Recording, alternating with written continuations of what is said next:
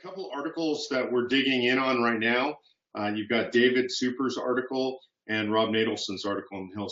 David Super, I want to tell you a little background on Professor David Super at Georgetown Law. I first debated Super over a year ago in New York City. It was a year ago, December, and it was a debate in what's called the Intelligence Squared debates. It was myself and Larry Lessig, who is a leftist, by the way, in favor of an Article 5 convention, and then Walter Olson from Cato Institute and David Super from Georgetown against it. It was really the first time I'd really heard of David Super. It was kind of odd to see Super weighing in on the Article 5 space because I tried to look up his background, and he had written one article on it fairly recently, right before our debate. And the article was about how it would be a complete disaster, causing total chaos, like the Brexit vote, if the Brits voted for Brexit. Well, it didn't happen, right? The Brits voted for Brexit. We didn't have chaos. So I love to dig that article up and remind Super of how absolutely wrong he was. But here's the interesting thing is, where does a guy like that come from? Look, we know why Rob Nadelson is writing about Article 5. He's the foremost scholar in the world on Article 5. He's been writing about it for many years. He's more prolific on that subject than anybody else out there. He knows a lot about the Constitution and Article 5. We know why a guy like Randy Barnett is writing about Article 5. Professor Barnett at Georgetown, he's been writing about Article 5 for years. In fact, he wrote a book about the use of Article 5, proposing 10 amendments before Mark Levin even did. We know why Mark Meckler's talking about Article 5 and writing about Article 5, because I've been doing this for 5 years now, more than 5 years. I first attended my first conference, co-hosted a conference at Harvard Law 6 years ago on Article 5. So I've been in the space for a long time.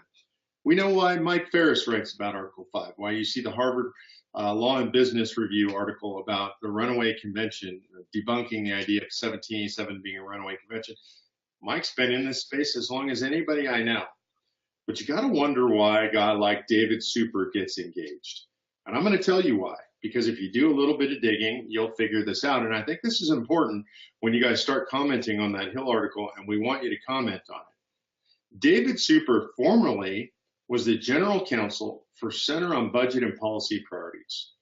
Now, Center on Budget and Policy Priorities is one of the leading Soros think tanks. Soros gives a lot of money to that organization, has for a long time, and puts out leftist, Marxist, socialist policy positions, right? Policy papers, creates all these white papers. And he was the general counsel for that organization, meaning he was a high-ranking person in a majorly funded Soros organization.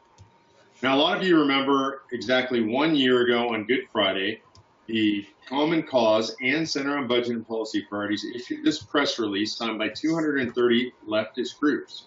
This is a year ago, Good Friday. So remember now, connect the dots.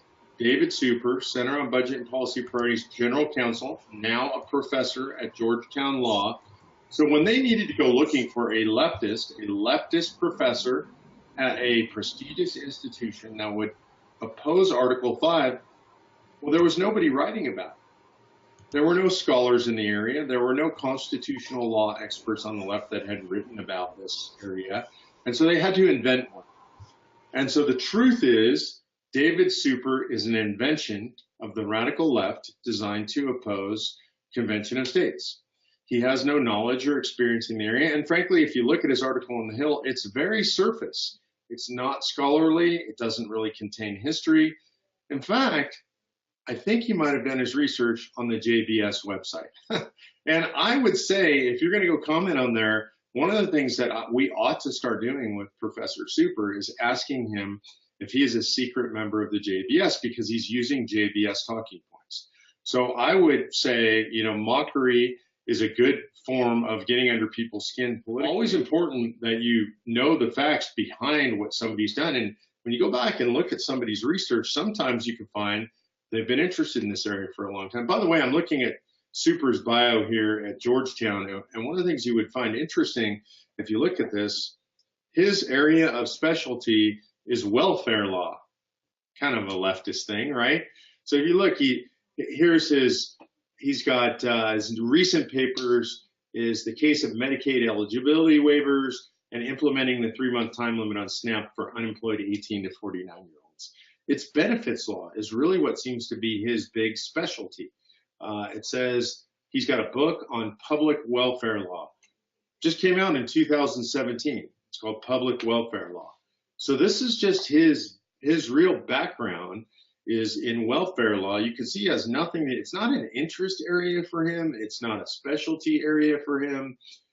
And really, there's just nothing in here. The quiet welfare revolution, the political economy of entitlements, the rise of the personal choice model for rationing public benefits, rethinking fiscal federalism. In other words, he's against federalism, privatization and policy paralysis and the poor.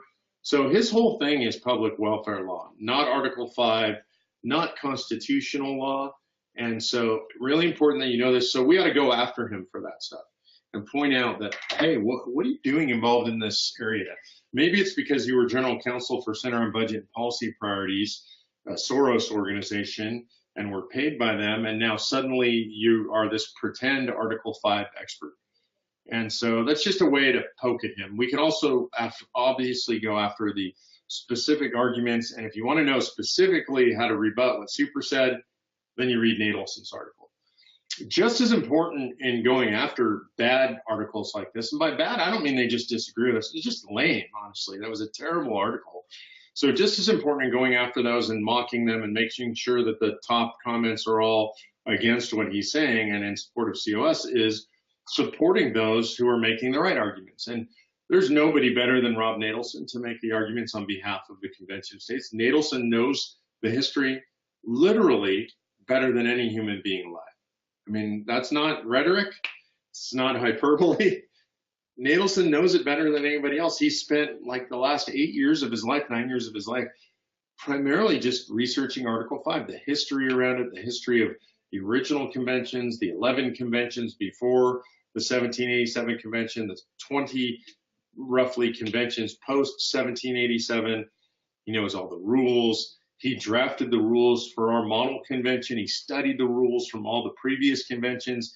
He looked at how they elected officers, what were their rules to the extent they exist, what were their commissions.